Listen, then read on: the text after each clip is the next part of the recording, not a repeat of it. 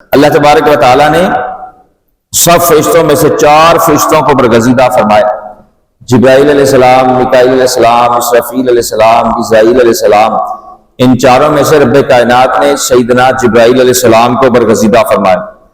انبیاء علیہ السلام میں سے ابراہیم علیہ السلام، موسیٰ علیہ السلام، عیسیٰ علیہ السلام اور آقا علیہ السلام کو برگزیدہ فرمایا۔ ان میں سے رب کائنات نے ہمارے پاک محبوب علیہ السلام کو برگزیدہ فرمایا۔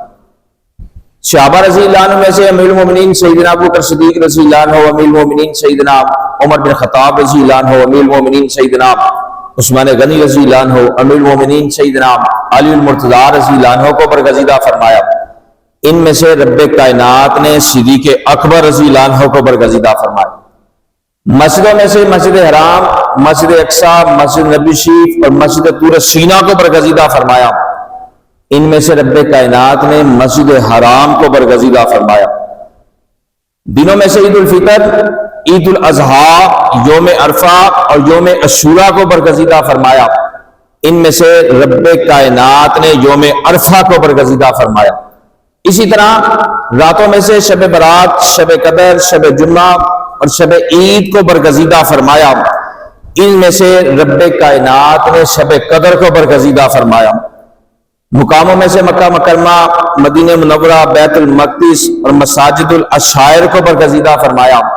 ان میں سے رب کائنات نے مکہ مکرمہ کو برگزیدہ فرمایا۔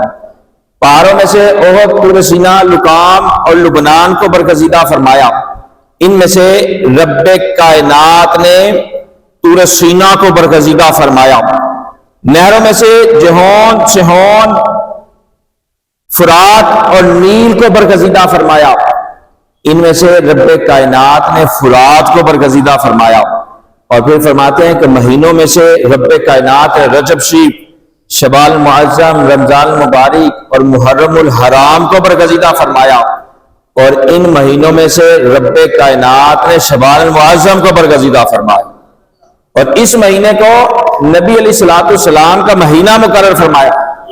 جیسے آقا علیہ السلام تمام انبیاء علیہ السلام میں سے افضل ترین پیغمبر ہیں، اسی طرح ان کا مہینہ بھی سب مہینوں سے افضل مہینہ۔